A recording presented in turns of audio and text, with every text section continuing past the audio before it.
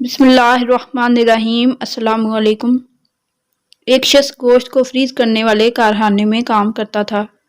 ایک دفعہ کارخانہ بند ہونے سے پہلے اکیلا گوشت کو فریز کرنے والے حصے میں چکر لگانے گیا تو غلطی سے دروازہ بند ہو گیا اور وہ اندر برف والے حصے میں پھنس گیا۔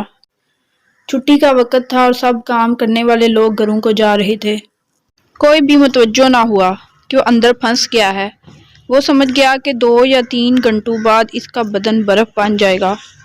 اب جب موت یقینی نظر آنے لگی تو خدا کو یاد کرنے لگا، اپنے گناہوں کی معافی چاہی اور خدا سے کہا کہ اے یونس کو مچھلی کے پیٹ اور یوسف کو جیل سے نجات دلانے والے، اگر میں نے زندگی میں کوئی ایک کام بھی فقط تیری خوشنودی کے لیے انجام دیا ہے تو اس کے صدقے مجھے اس قید سے رہائی عطا فرما۔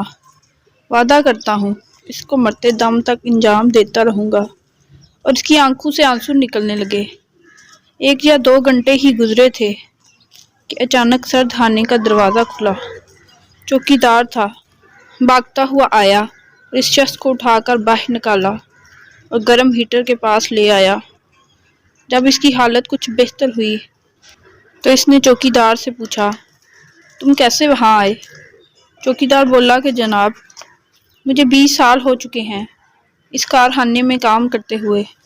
ہر روز سینکڑوں مزدور اور آفیسر کارخانے میں آتے اور جاتے ہیں، لیکن تم ان چند افراد میں سے ہو جو جب بھی کارخانے میں داخل ہوتے ہو تو مجھے مسکرا کر سلام کرتے اور احوال پرسی کرتے ہو، اور نکلتے ہوئے آپ کا خدا حافظ کرنا میری سارے دن کی تھکاوٹ دور کر دیتا ہے۔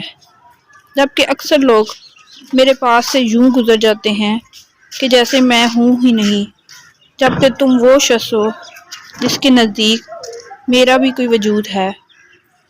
آج بھی گزشتہ دنوں کی طرح میں نے آپ کا سلام تو سنا، لیکن خدا حافظ کہنے کے لیے منتظر رہا۔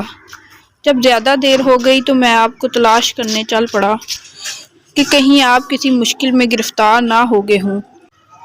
وہ شخص حیران ہو گیا کہ کسی کو سلام کرنے اور خدا حافظ کہنے جیسے چھوٹے سے کام کی وجہ سے آج اس کی جان بچ گئی۔ اسی لیے کہتے ہیں کہ کسی بھی نیکی کو چھوٹا نہیں سمجھنا چاہیے۔ اگر آپ کو میری یہ ویڈیو اچھی لگی ہے تو لائک اور شیئر ضرور کریں اور چینل کو سبسکرائب کرنا نہ بھولیں، اور کمنٹ سیکشن میں اپنی رائے کا اظہار ضرور کیا کریں۔